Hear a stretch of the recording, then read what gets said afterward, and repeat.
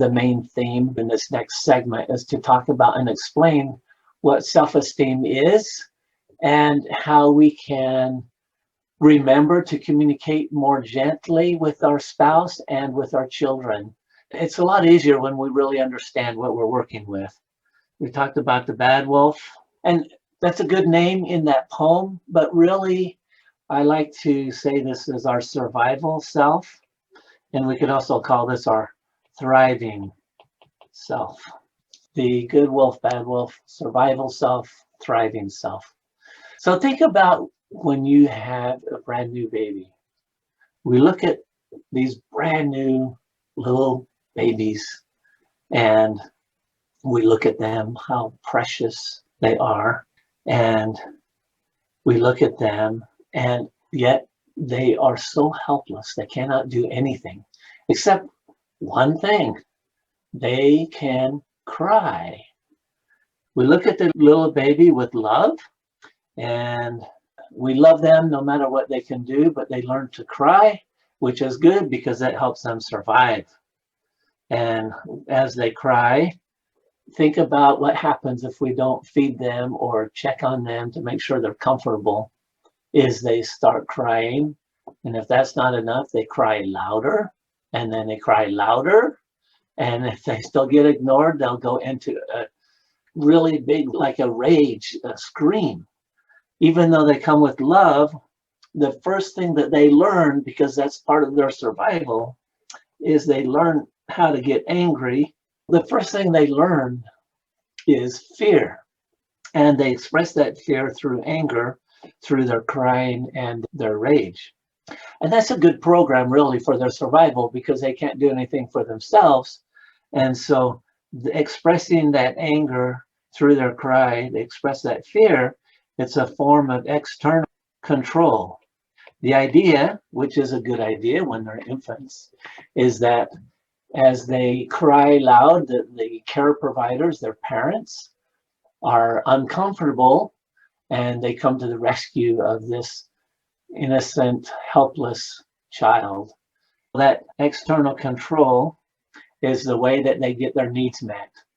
That's the first thing we learn in this body, is how to survive by expressing our anger, our fear. And that's a good thing to survive. Now, you've been around a 2 and 3 and 4-year-old along that phase there.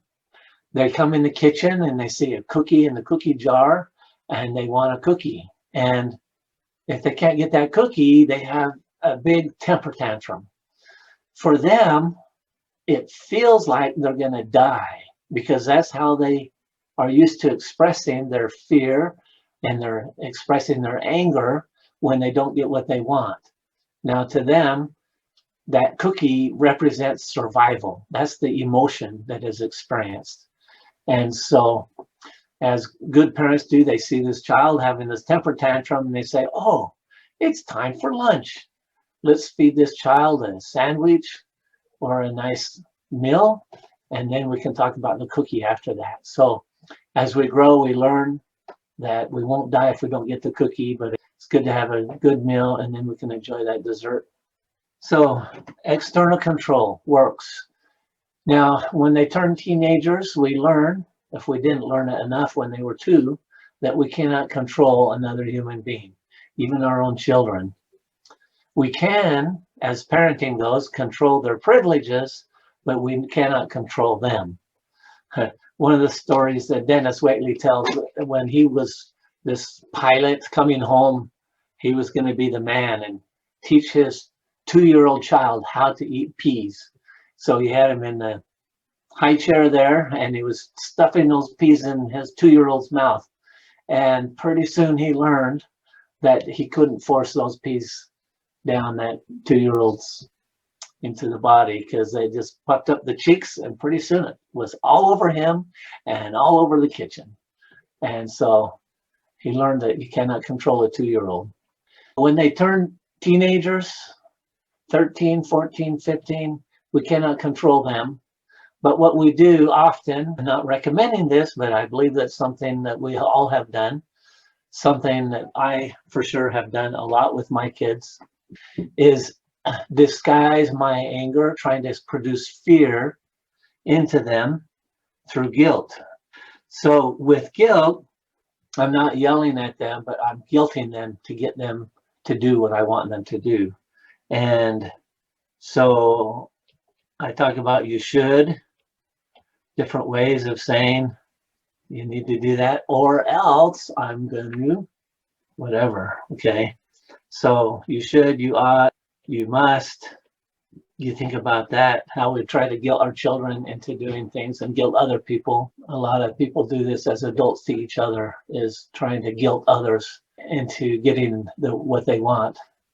Also, there's a whole nother lesson on guilt, on how we should and should not experience guilt. But as guilt is, when we try to use guilt as a form of control to get someone to say, well, if you don't do what I think you ought to do, then you're going to be judged, you're going to be rejected. I'm going to think you're less than if you're not doing what I think you should do. Well, that doesn't go over too well. But when you think about that, those are disguised forms of saying you will. And talking to Jack and Jill, I mean, the idea is, hey, Jack, you get over here and do this, or Jill, do this. Those kinds of direct commands, it's saying you will, it's human nature. If you pause and think and feel that when someone says you will, what is your automatic reaction inside? So one word for that I use is resistance, okay?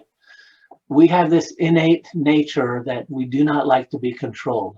So when someone tries to control us, command us, there is resistance, automatic resistance. It's part of that survival part. Don't control me.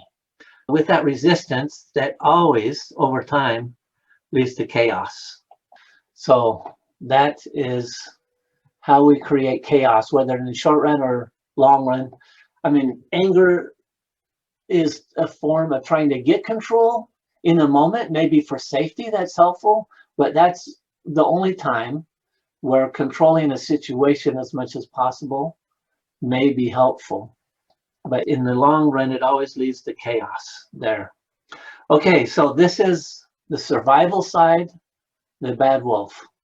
Now think about the good wolf, how we love babies, even though they can't do much, but well, they can grow into Googling and all that, and we enjoy that. But with love, we recognize, rather than over here, the external control, we recognize that human beings have internal control. As they learn internal control, we call it integrity. If we grow in that, we work on that integrity. So when you work in your marriage and as a parent, dealing with your spouse, honoring that they are full of love and lovable, then we don't try to control them. What we do is we invite. And as we invite, things like, would you, could you, and basically we can summarize that with the question, will you? Okay, look at how that's the opposite there. You will or will you? Now, of course, invitation doesn't guarantee you will get what you want. But when you invite, that nurtures that feeling of harmony and peace.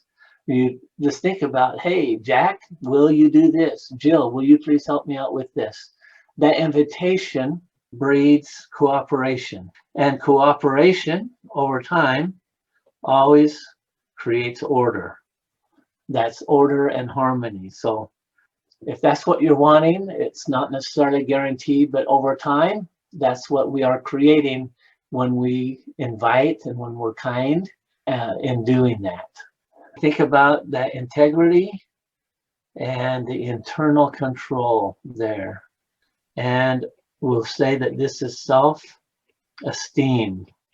I remember when I was a sophomore in college, the big push was self-esteem. You need to do this for your children. You need to do that for your children. You need to do everything so that they have high self-esteem. And The idea was good to a point, but it got way off the mark, because when you look at self-esteem from this survival perspective, self-esteem is based upon whether or not you're better or worse than someone. When we have high self-esteem, that's because we can do something more than someone else. We can do something, or we have something. That's what self-esteem is based upon.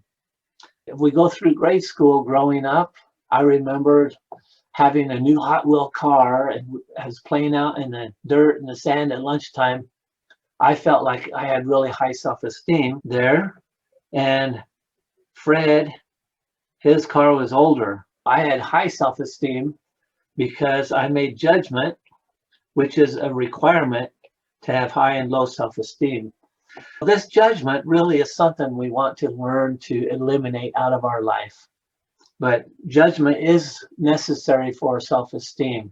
If we're up here, we judge someone less than, then we have high self-esteem. If we judge someone higher than we are, then we have low self-esteem. It can happen very rapidly. We could be walking down the hallway and pass one person, and it just happens subconsciously so much, judging that we're less than, and then 3 steps later we could be better than. Our self-esteem is very, very sensitive and vulnerable to external judgments. So there we go on the external again. Okay, now, given that, we can go here, and on a horizontal line, this is different.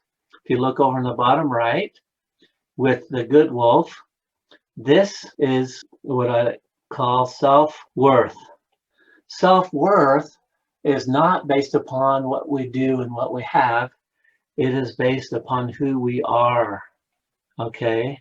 And we think about those precious little newborn babies, how precious they are, and they are of infinite worth. We all are.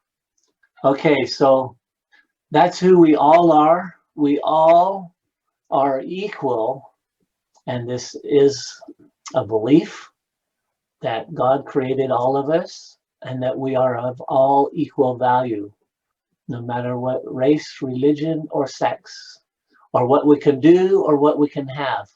We are all equal in the sight of God. Whether or not you believe that, I hope you can also appreciate that as a human being, we are worth the greatest thing on this earth.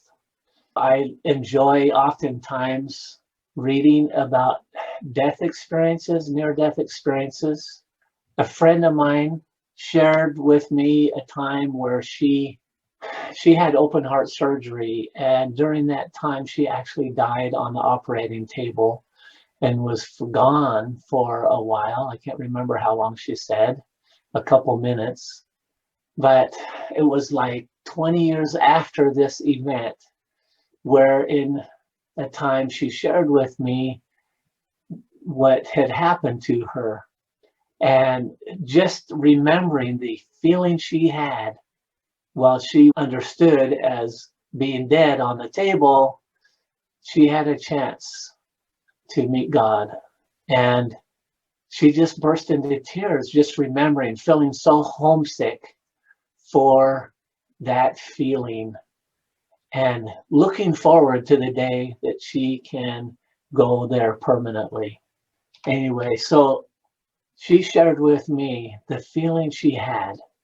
If you take that precious brand new newborn baby and you look at that baby and you look at those teeny tiny eyelashes and eyebrows and those teeny nose and lips, she said, just think about how intently you're looking at that infant, that brand new baby.